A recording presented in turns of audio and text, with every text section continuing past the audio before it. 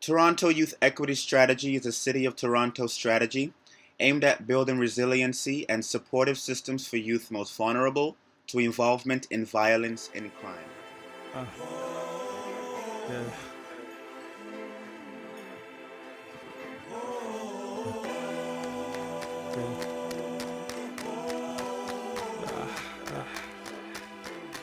Save our souls. Save our souls. Bless the day. Bless the day.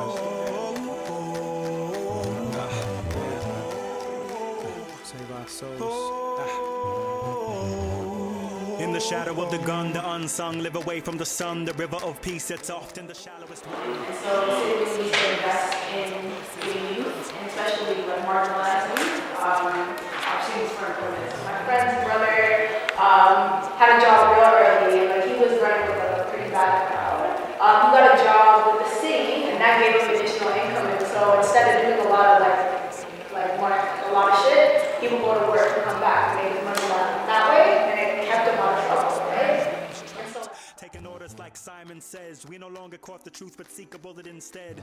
I remember how hard it was when you're growing up and you want to help out your family. You don't have a means of supporting yourself.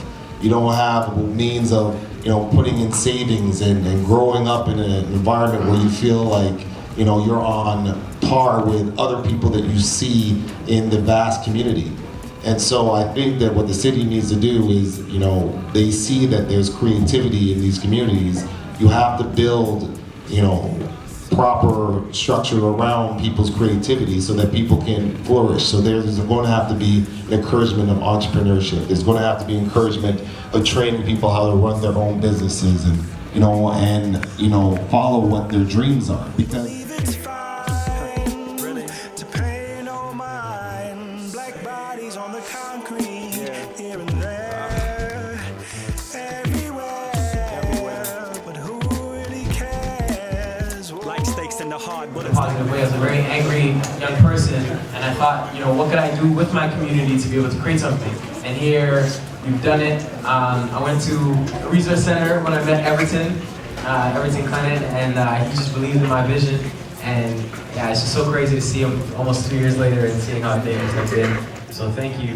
is tragically catastrophe where families live, and many black boys becoming men on their own. You won the lottery if you got a father at home. We find the wrong influence looking Outline the body on that floor with that white chalk. It's kinda hard trying to beat the step when they delete the fact and then repeat the trash. It's just media this and media that. They fail to recognize the truth of Wikipedia crap. Yo, I'm just guessing it's just one of those hood things. The consequences of what living in the hood brings. They try and label us and call us at risk, blowing up all the bad, but they never see the good thing. We minorities living in priorities.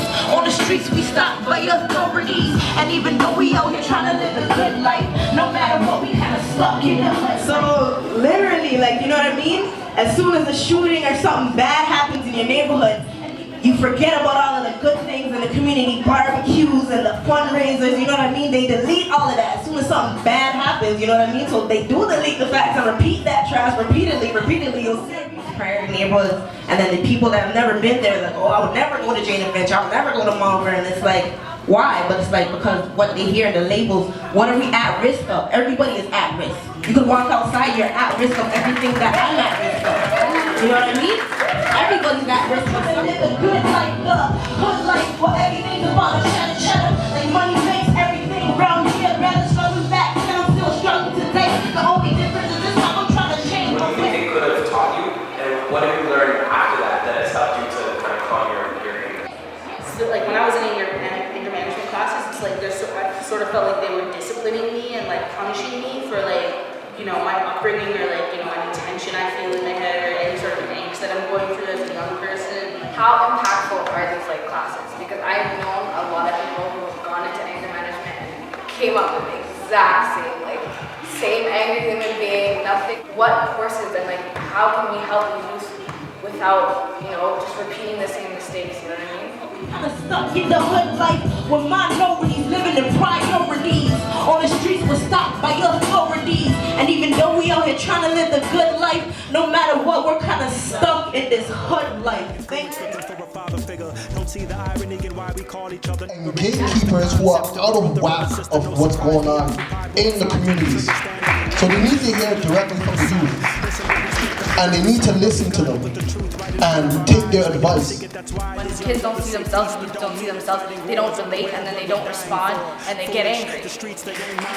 So we cry and say goodbye to the lives we know. Brother, as fast as we come, we go. Our black bodies. Instead of creating programs and opportunities within the city or in agencies that people are not familiar with, it's cool, but why don't you, I don't understand why organizations like RISE that have such a huge movement, why aren't they funded better? Why aren't you investing more money in that? Because that's what people connect to. People are inspired by that movement, so why don't you invest in these programs that's really inspiring to people? Because people Still on the front lines. Yes, the strangest fruit.